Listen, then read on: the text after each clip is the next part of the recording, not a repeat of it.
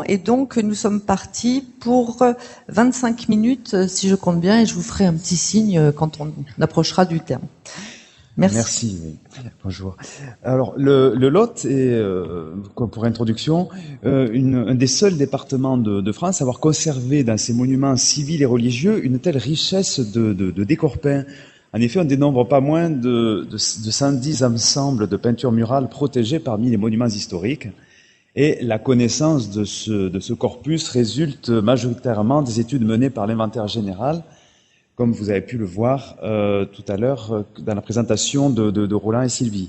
Au cours des années 1990 et 2000, en parallèle du travail universitaire de Virginie Tcherniak, qui a soutenu sa thèse en 2004, le service régional de l'Inventaire a initié le recensement systématique des décors peints médiévaux et modernes sur le département du Lot, bien au-delà des seuls monuments historiques. Puis en 2011, associé au département du Lot, au service patrimoine du département, l'ouvrage sur les églises du Moyen-Âge dans le Lot est publié et une mise en ligne des notices thématiques est faite. Cet ouvrage est alors complété par une exposition en itinérance dans le Lot sur l'art de la couleur, les peintures monumentales du Lot du Moyen-Âge à aujourd'hui, ainsi que par la publication d'une carte touristique restituant une partie du recensement des peintures monumentales. Et je mettrai à disposition cette carte touristique à l'entrée du colloque. Alors, je vais faire suivre très rapidement un petit panorama chronologique de ce corpus, mais vous pardonnerez la présentation très lapidaire, bien entendu. En tout premier lieu, les décors romans conservés sont très rares. 4 décors sont identifiés. Ils laissent toutefois deviner la présence dans la région d'artistes de grand talent comme à Rocamadour, au lieu de pèlerinage depuis le XIIe siècle, où l'on peut admirer les scènes de l'Annonciation et de la Visitation peintes au tout début du XIIe siècle sur le mur extérieur nord de la chapelle Saint-Michel. J'en profite pour faire un point sur la technique mise en œuvre. On a sur ce corpus de peinture, de peinture murale très peu de vraies fresques, puisqu'on a 4 décors à fresques pour la période romane et 1 pour la période du XVIe siècle. Donc la grande majorité des autres peintures sont des compositions peintes à la détrempe sur enduit sec. Ces décors romans côtoient une production plus dense gothique des XIIIe et XIVe siècles dans les villes commerciales et les églises-étapes sur le chemin de Saint-Jacques de Compostelle. C'est le cas à la coupole ouest de la cathédrale de Cahors, où le martyre de Saint-Étienne et les prophètes peints au début du XIVe siècle témoignent de l'intervention d'un atelier de qualité. Alors c'est à la fin du Moyen-Âge et au XVIe siècle que l'on assiste à une explosion créative. Cette production tardive est due à une période de prospérité, de reconstruction et de réfection des nombreux édifices ruinés pendant la guerre de Cent Ans. De fait, la grande majorité du corpus des peintures murales protégées au titre des monuments historiques appartient à cette période. Les cycles iconographiques liés à la vie du Christ, de la Vierge et des saints se diversifient. Les peintres font alors preuve d'un sens très vif de l'anecdote et du pittoresque, comme on peut le voir ici à l'église des Junies. Le Lot conserve aussi quelques représentations tout à fait originales, comme ici le défilé des 7 péchés capitaux à l'église Saint-Perduf, aussi dans la commune des Junies. Et le dit, comme ici aussi à Carénac, le dit des 3 morts et des 3 vifs. Pour cette période, l'église de Tauriac conserve un des ensembles peints les plus importants. La période de la Renaissance reste peu représentée, mais quelques exemples magnifiques de décors civils ont été sauvegardés, comme ceux de la maison des consuls de Saint-Céré datant de la deuxième moitié du XVIe siècle. Les peintures du premier quart du XVIIe siècle, dans la chapelle de l'ancien collège des Jésuites de Cahors, illustrent le renouveau pictural suscité par la contre-réforme catholique. La grande majorité des peintures protégées au titre des monuments historiques a fait l'objet de travaux de consolidation et de restauration, et on peut dire que les décennies 1970-1990 On pourrait être qualifié un peu d'âge d'or de la restauration dans le Lot. Malgré de tels travaux, parfois récents, certains décors présentent des altérations et des problèmes de conservation, posant la question à la fois de l'état sanitaire des édifices dans lesquels ils se trouvent et l'efficacité, voire les effets négatifs des techniques de restauration employées. Aussi, la question de la conservation de ce patrimoine est-elle apparue comme une priorité dès 2016 parmi les enjeux majeurs en termes de conservation et restauration du patrimoine départemental. C'est à partir de la documentation disponible que Nicolas Bru, mon illustre prédécesseur, a ainsi listé une cinquantaine de décors jugés prioritaires pour bénéficier d'une étude sanitaire considérant leur caractère majeur ou leur mauvais état de conservation, et décors identifiés dans 41 édifices. Cette étude est dès l'origine prévue pour être réalisée sous maîtrise d'ouvrage du département du Lot et sous le contrôle scientifique et technique et avec l'aide financière de l'État DRAC Occitanie. Elle doit permettre de disposer d'une connaissance générale de l'état de conservation physique des peintures murales protégées au terme d'une durée relativement brève. Disons qu'à l'époque, l'échéance avait alors été envisagée sur 3 à 4 ans. On verra dans les conclusions de l'étude que c'est pas tout à fait, on n'est plus du tout dans cette chronologie, afin d'une part de mesurer si des pathologies communes ou transversales peuvent être ou non identifiées, et d'autre part de définir des priorités d'intervention au cours des années qui suivront. Tout ceci, bien sûr, sur un territoire bien défini à l'échelle départementale. Afin de mettre en œuvre ces objectifs, on envisagea alors pour chaque décor identifié un protocole commun en 3 temps. Une première phase de rassemblement et d'analyse succincte de toute la documentation disponible, notice de l'inventaire, fiches sanitaires réalisées pour chaque édifice par l'UDAP, dossier de protection et documentation de travaux conservés à la DRAC et la médiathèque de l'architecture et du patrimoine, bibliographie et fonds d'archives de l'atelier de restauration Belin, qui est conservé à la Société archéologique du Midi de la France. Dans un deuxième temps, une phase d'étude sur site pour procéder au constat d'état détaillé et à une couverture en photo adaptée. Enfin, une ultime phase de rédaction d'un rapport conçu sous forme d'une grille normalisée. Pour accompagner la mise en œuvre du projet et son lancement opérationnel, le Centre interdisciplinaire de conservation-restauration de Marseille, CICRP, a été sollicité. Une semaine de visite sur site fut organisée dans le département en 2017 afin de tester le protocole, préciser la méthodologie et le contenu de la future étude. À l'issue de ces visites, Jean-Marc Vallée, ingénieur d'études, et Odile Guillon, photographe du CICRP, nous ont fourni une proposition de grille formalisée pour l'évaluation sommaire de l'état de conservation d'un décor peint. Ce rapport... oui, donc là, je vais présenter... Bon, ça va être difficile à voir, mais bon, vous l'aurez probablement dans les documents joints. La grille, en partie la grille et surtout la grille formalisée. Donc ce rapport du CICRP nous a permis d'établir un cahier des charges pour la consultation des entreprises et à l'issue de cette consultation, c'est la restauratrice Diane-Henri Lormel qui a été retenue pour conduire la première année d'études envisagée comme phase test de la démarche. Voilà, la fin du questionnaire. Donc cette première phase de l'étude a porté sur 7 ensembles de peintures murales répartis sur 4 communes du nord du Lot. Voilà les sites retenus. Donc je vais passer rapidement sur les sites avant de donner la parole à Manon. Le premier site, c'est l'église Saint-Germain de Creys, classée en 1949, avec deux décors, des vestiges d'un décor peint dans un enfeu de la fin du XVe et début XVIe, et une litre, des vestiges d'une litre du XVIIe siècle, armoriée, des vicomtes de Turenne et ducs de Bouillon. L'église de Reillarguet, qui, elle, n'est pas protégée monument historique, mais à l'exception des peintures de la chapelle nord qui ont été classées au titre objet en 1972. Et cette église, je pense que dans les mois à venir, fera probablement le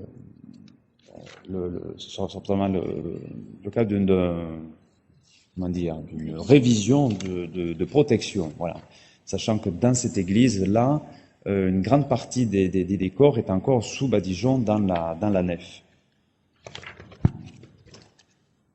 Autre site, l'église de Lamotte-Fénelon, classée depuis 1913, avec un décor dans le chœur de la fin du XVe et des vestiges de litres funéraires à l'extérieur de l'abside notamment. Et enfin, le site de Carénac, qui est très complexe, avec plusieurs bâtiments, l'ancienne église abbatiale, le château prieuré des doyens, et encore, voilà, donc on a, vous voyez, les lieux sont listés. Il y a même une maison privée, donc voilà, donc les décors sont répartis dans plusieurs galeries, cheminée du grand salon, le chauffoir, le réfectoire et la chambre du doyen. La deuxième phase de l'étude porte-t-elle aussi sur 5 sites. Les Junies, avec le défilé des 7 péchés capitaux dans l'église de la Masse. L'église de Martignac, avec des peintures de la fin du XVe, début XVIe, découvertes et dégagées dès 1938 par le curé doyen de Puy-l'Évêque. L'église du castrum de Pestillac, enfin plutôt la chapelle où là on a des vestiges vraiment de décors romans, il me semble, hein, c'est roman. Et enfin, à Montcuq, l'église de Rouillac, avec là un décor roman, celui-là est à fresque. Et un retour à Carénac sur ce décor des 3 morts et des 3 vifs.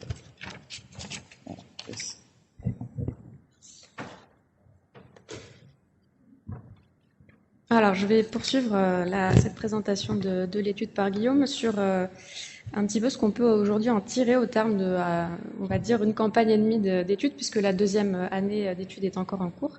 Alors d'abord sur les difficultés rencontrées. Alors elles sont de 2 ordres essentiellement. La première grosse difficulté qui s'est présentée à nous tout de suite, c'était le facteur temps. Donc l'objectif initial en 2017, au moment de la réflexion pour le lancement de cette étude, c'était de réaliser une étude sur 10 à 15 décors par an et d'arriver à étudier en 4 à 5 ans une cinquantaine de décors jugés prioritaires. Donc 10 à 15 décors par an avec une quinzaine de jours de travail envisagés.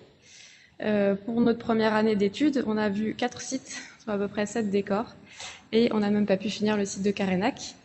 Donc on a eu une difficulté à estimer en fait au préalable le temps nécessaire par site, puisque chaque site présente quand même des problématiques très différentes. Donc pour essayer d'améliorer ça, pour la deuxième année, on a choisi de faire une tournée préalable de repérage de certains sites avec la restauratrice, de manière à essayer d'évaluer un petit peu plus précisément sur chaque site le nombre de jours nécessaires.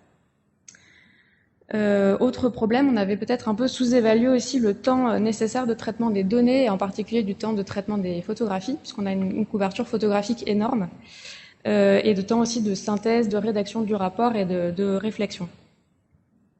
Enfin, il se trouve que certains sites concentrent plusieurs décors, dont certains étaient connus, même de manière fragmentaire, mais aussi certains que la restauratrice a pu découvrir au cours de son étude.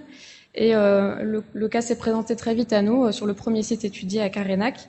Et on a fait le choix alors dès le début d'essayer de faire une étude complète, c'est-à-dire de ne passer sous silence aucun décor observé, même s'il était fragmentaire. et de tout documenter pour avoir à un instant T un panorama complet de l'existant. Pour essayer de gagner du temps, on a quand même essayé de hiérarchiser les informations en réalisant des fiches principales pour les décors qui nous semblaient les plus importants et des fiches annexes qui sont juste un recensement très synthétique des autres décors observés. Alors une solution à apporter à ce facteur temps, ça a été le travail collectif finalement sur site, puisque Diane-Henri Lormel a poursuivi l'étude avec une de ses consoeurs, Aude Ossillou, et c'est cette configuration en duo qui a été retenue pour la deuxième année d'études. Ça permet de gagner un petit peu de temps, et puis surtout c'est aussi beaucoup plus enrichissant de travailler collectivement sur ces décors et de croiser les regards. Autre problématique rencontrée, c'est la sélection des sites à étudier, puisqu'on avait donc 51 sites jugés prioritaires au moment du démarrage de l'étude sur la centaine des peintures du lot. Donc les critères ne paraissaient pas assez précis pour faire une première sélection, donc il aurait fallu pouvoir revisiter tous les sites avant de sélectionner ceux qu'on allait aller voir, donc c'était un peu le serpent qui se mordait la queue. Donc on a essayé progressivement d'affiner les critères. Alors on a écarté certains sites qui nous ont semblé moins pertinents dans la sélection, en particulier les sites qui étaient propriété de l'État et du département, considérant que cette étude elle avait vocation plutôt à aider, peut-être à favoriser des travaux à venir et de la connaissance sur des sites propriétés de communes, de collectivités plus petites ou de propriétaires privés. Dans un premier temps, pour la première année, on a sélectionné certains sites de manière très pragmatique, avec un critère géographique pour essayer d'avoir des sites voisins et de faciliter le temps de l'étude. Et puis aujourd'hui, à partir de la deuxième année d'études, on commence à être un petit peu plus stratège, à avoir un petit peu plus de recul, et on essaie d'intégrer un critère d'opportunité en fonction des travaux qui pourraient survenir à l'issue de ces études. Donc ce critère d'opportunité, il vient du fait que certaines communes, notamment concernées par la première année d'études, ont souhaité poursuivre par des travaux sur leur peinture murale. C'est le cas notamment de la commune de La Motte-Fénelon, pour laquelle aujourd'hui on est en accompagnement à la consultation de maîtres d'œuvre pour la mise en valeur, la restauration des peintures. Et ça, c'est dû au rendu de l'étude, voilà, qui a motivé la commune à poursuivre sur des travaux. Et puis aujourd'hui arrive aussi le projet de centre d'interprétation de l'architecture et du patrimoine de la communauté de communes de Caux-Val-d'Or pour le site de Carénac, pour lequel on est très content aujourd'hui d'avoir cette première étude des peintures murales du site de Carénac qui nous permet de les aider dans la rédaction du cahier des charges et d'essayer d'anticiper toutes les questions liées aux problématiques de peinture murale dans de possibles travaux à venir. Donc ces difficultés nous ont amené à faire des choix et donc à donner une nouvelle orientation à l'étude, moins comme un outil exhaustif de connaissance du territoire d'un état sanitaire précis et de planification, plus comme un outil stratégique d'accompagnement et de lancement de projets de restauration. Alors quels sont les premiers enseignements qu'on peut tirer de ces premières études ? D'abord, on en a tiré, même si c'était pas forcément le premier objectif de l'étude, qui avait une vocation d'état sanitaire, des connaissances historiques sur certains décors. Alors ici, je vous présente le décor de l'église Saint-Sixte à La Motte-Fénelon, où on avait dans la documentation signalé ces saignées larges que vous voyez sur les décors, qui étaient indiquées partout comme dû au dégagement en fait un peu sauvage par l'atelier Belin dans les années en 79. Et en fait, on s'est rendu compte à l'étude en fait que ces saignées n'étaient pas le résultat en fait du dégagement, ça aurait tout à fait pu, mais plutôt le résultat d'un vandalisme iconoclaste, donc peut-être à relier aux guerres de religion.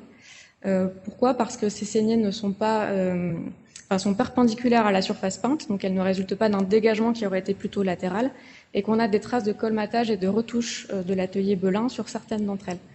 Donc aujourd'hui, ça nous a permis d'aller un petit peu plus loin dans la connaissance de ce décor. Et puis surtout, cette étude nous semble très précieuse du point de vue de la connaissance des travaux anciens et une grande contribution à l'histoire de la restauration des peintures murales. Alors ici, je vous présente en illustration un peu le type de documentation qu'on peut avoir quand on démarre l'étude. Donc on fait un récollement de toute la documentation des travaux disponibles, donc documentation à la médiathèque de l'architecture et du patrimoine, à la CRMH notamment. Donc cette documentation, pour les années 70, 80, 90, elle est souvent très succincte. On n'a pas forcément le nom des produits utilisés, on ne sait pas exactement où a commencé et où s'est arrêtée l'intervention. Donc il faut essayer de croiser un petit peu tout ça pour mieux connaître les travaux. Alors surtout, il nous semble que l'étude des peintures murales, elle contribue beaucoup à l'histoire de la restauration des peintures murales, non seulement du Lot, mais plus largement de l'Occitanie, voire au-delà, puisqu'en fait les ateliers qui sont intervenus pour la restauration de ces ensembles, on parle des ateliers ici Belin pour Creil et Reilhaguet ou Bourgoin pour Bourgoin pour Reilhaguet, sont aussi intervenus sur bien d'autres décors de la région, voire dans d'autres régions. Donc ce récollement complet de la documentation de travaux qui est effectuée dans le cadre de l'étude est extrêmement précieux. Alors ces restaurations, elles posent pas toujours problème, elles ont parfois simplement vieilli. En revanche, parfois, elles nous posent des problèmes de conservation et le fait de les étudier peut nous amener à mieux envisager les restaurations à venir. Alors ici, je voudrais développer l'exemple de Reilhaguet, donc une restauration de l'atelier Bourgoin, où donc l'étude de Diane-Henri Lormel l'année dernière nous a permis de mettre en évidence donc effectivement ce qu'on voyait déjà, à savoir qu'il y a un gros problème de lisibilité sur ces peintures, que ce problème de lisibilité en revanche est bien dû à des problématiques au moment de la restauration, à des mises en œuvre inadaptées et à des problèmes techniques insurmontables qui se sont proposés à l'atelier au moment du dégagement. Donc ici, je vous montre quelques détails de l'intervention de restauration ancienne. Là, cette fois-ci, contrairement à la mode Fénelon, les détails d'incision et les éraflures que vous voyez sont bien dus au dégagement des strates de recouvrement, qui a été vraiment très difficile.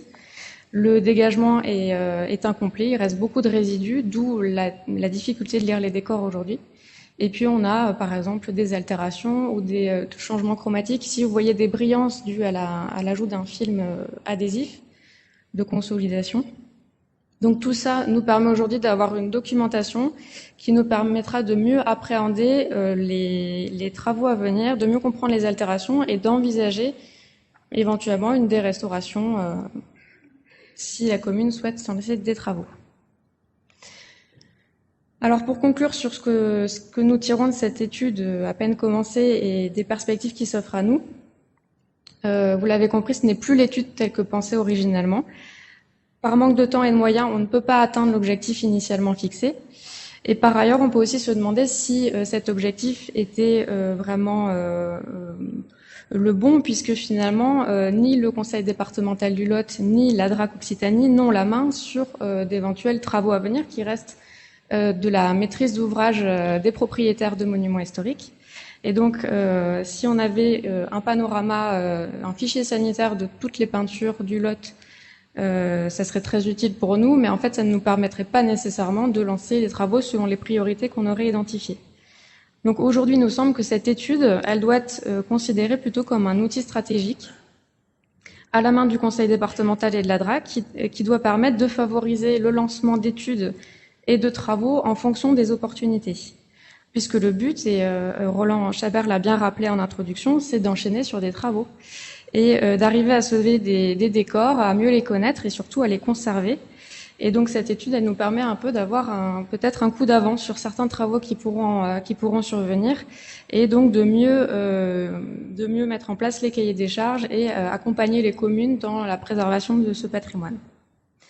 Donc l'intérêt de cette étude, il dépasse le cadre strictement départemental. Donc aujourd'hui, l'enjeu, c'est aussi de donner accès à ces données qu'on va accumuler au fur et à mesure du progrès de cette étude.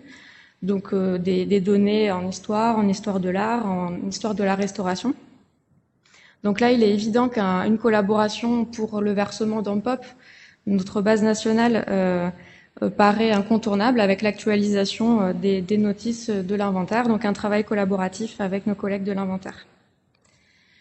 Enfin, pour terminer, il est indispensable aujourd'hui de valoriser cette démarche auprès des élus et des habitants. Et donc, ce que nous privilégions aujourd'hui, ça serait une collaboration avec le service médiation du département du Lot. En 2023 est prévue une nouvelle exposition qui sera dédiée à la collaboration entre sciences et patrimoine dans le Lot. Donc sur le même modèle que l'exposition dont vous a parlé Guillaume en introduction. Et donc l'idée, ce serait de présenter cette étude dans le cadre de cette exposition et de l'accompagner de conférences et de présentations, de visites sur place dans les édifices concernés par l'étude. Je vous remercie.